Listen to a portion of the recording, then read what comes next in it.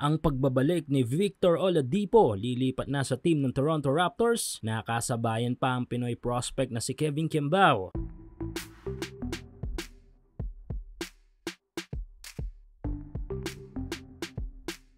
Patuloy ang mga mainit na kaganapan this off-season ng National Basketball Association, kung saan ay talaga namang maraming mga malalaro na hindi natin inaakala na malilipat sa team na ganito o sa team na ganyan. Pero ika nga ng former NBA player na si Melo ay ang NBA ay isang malaking business, kung saan ay lahat ng mga malalaro ay investment ng bawat team na kanilang tinitrade matapos mapalaki ang value. Kaya nga yata ngayon lahat ng mga malalaro sa National Basketball Association ay preparado na para sa mga ganitong bagay. Kumbaga ay nakahanda na mga ito para sa kanilang susunod na team, kahit pa nga star player ka pa ng inyong kupunan. Kaya nga yung ibang players imbes na hintayin na i-trade sila, ay sila na mismo ang nag-a-approach na i-trade sila sa gusto nilang NBA team o sa palagay nila ay aasenso ang kanilang career. Tulad na lamang ng ginawa ng two-time NBA All-Star na si Victor Oladipo na nagsabing gusto niyang lumipat sa team ng Toronto Raptors. Si Oladipo ay nakilala sa kupunan ng Pacers, kung saan ay isa nga sa mga nagpasiklab noon sa Indiana. Bago pa itong si Tyrese Haliburton ay meron na noong Oladipo ang Pacers na talaga namang napakahusay sa game. Simula ng matrade dito sa Houston at Miami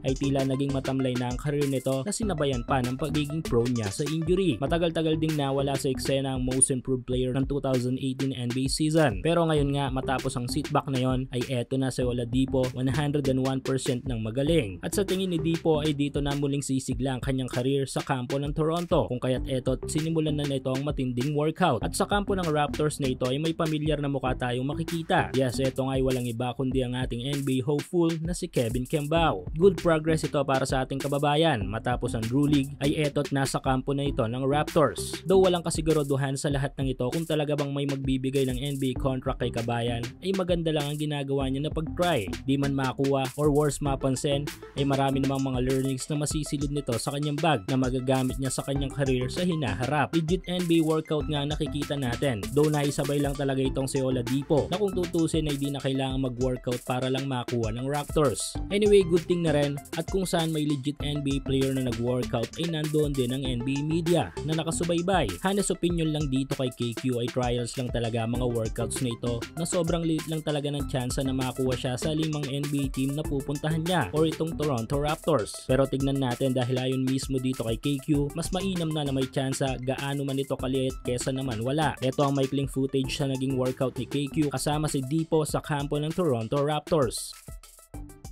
Wow. Yeah, I'm tired playing.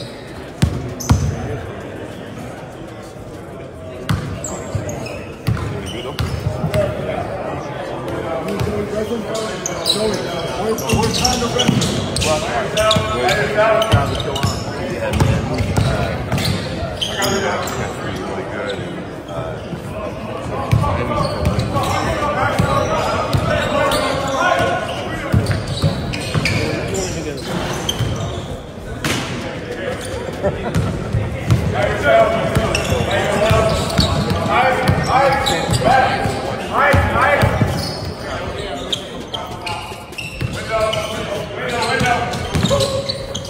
Hey now.